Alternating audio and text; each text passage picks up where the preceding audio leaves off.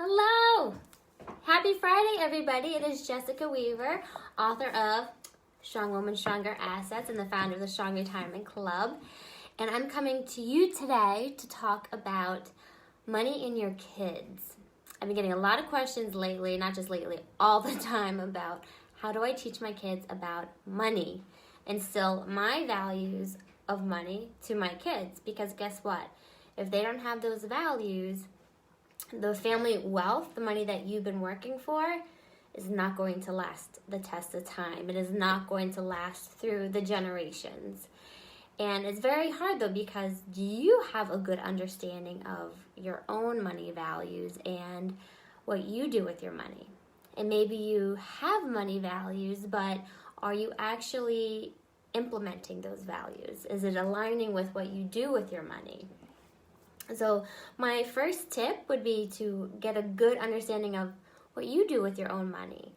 I see moms come to me all the time and they feel like they don't have enough money to breathe, to feel secure. But what happens is their kids are a trigger with their money. Yesterday I spoke about triggers. Our kids are a trigger with their money because we do not want to say no to our kids, do we? And then we feel bad if we say no to our kids because do you feel like you're failing them? Do you feel like you're not successful? Do you feel like you're letting them down? By a lot of different emotions, guilt, shame, a lot of things. So our kids, how do we instill our values or teach them good values about their money? And you can start really early on with different activities, exercises to teach them. I think one of the biggest things is about how we don't need to be impulsive with our money. And again, it comes back to you. Are you impulsive with your money? Because I am. Sometimes I'm very impulsive with our money. And I need to take my own tips and strategies. Hi, everyone who's watching. So that I am not passing them on to my daughter. And she's only 1.5, but she's very perspective. She already knows how to put on pink lipstick. That's how perspective she is. Our kids are always watching us. So if you don't want your kids to be impulsive with money, the first step is to make sure that you aren't impulsive with your own money because they're watching you every corner. But also teaching them to save. And a lot of people are like, yeah, I have my kids, some of their money goes to college, which I think is great. They're contributing to their future. They're investing in their future. But I also think it's important for it to be a little bit more near-term focused.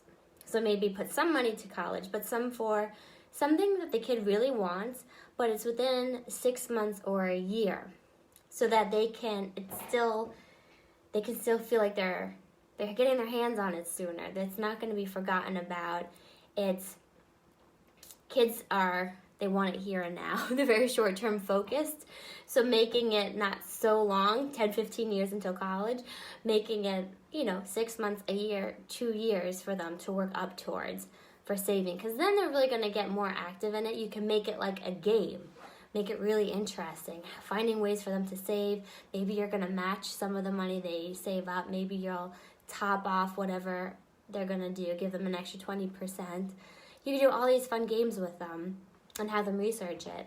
I think another cool thing that a mom brought up to me is that she likes her kids to give some of their money away, donate it, whatever it is. And I really like that idea. But I said, why don't you get your kids involved even on a bigger level? Having your kids research different things going on in their community, different problems, or in the environment, which is a big one, and seeing how they can contribute their own money to that cause. So for them to research, find a cause, get behind it, and put their own money towards it, I think is an even bigger way to just have them donate money.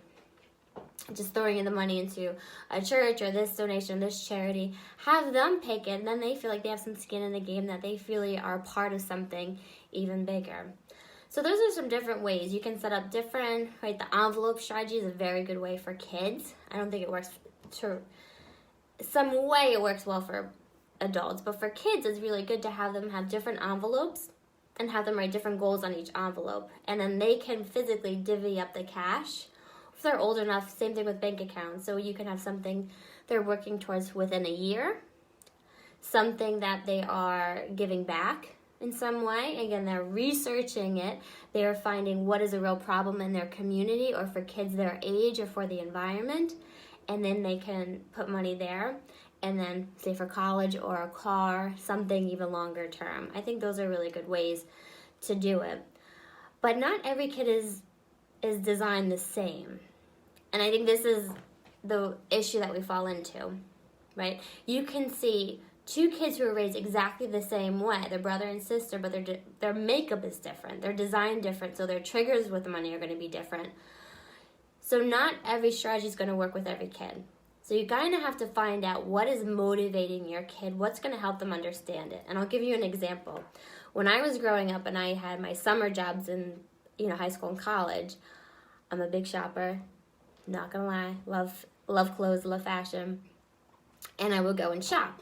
I would spend my paycheck, and my dad would always say to me, well, how many hours did you need to work to afford those shoes? And I know it's a really good lesson. It's a really good way to relate it to somebody young, but I didn't care. That wasn't what was coming across to me. I just felt like it was another lecture. It wasn't me. I understood the concept, but I didn't really care about it. So while that might work with one kid, it's not going to work with your other kid. So understanding how your kid learns, understands things, takes information in is going to be even more important than just teaching them the basic values, because it's not going to sink in, it's not going to stay, it's not going to be very sticky, right? So understanding what are your kids' triggers with money, what motivates them, what gets them upset with money. I know what would always get me upset with money, this is probably my first money memory, was I was young and I would lock myself in my room and my dad would bang on my door and would say, if you don't open up, I'm taking all your money away from you. And immediately, instantly, I'd open my door. So that fear of somebody taking away my money and then not feeling fair, that was a trigger for me. That was a motivating thing for me. So look back on what are you currently doing with your money, because the best way to teach your kids about money is to get your own money under control. Giving your kids different incentives, different ways to teach them, to educate them, and understanding what are their triggers, what motivates them, what gets them very emotional about money, what's going to help them understand how money works in this society, what is important to them about money, what are their goals, what are their priorities, what are their views of success in this world. So thanks for joining me today. I hope that gave you a little perspective that you can apply this weekend maybe in some way. I'll see you. Happy Friday. I'll see you next week.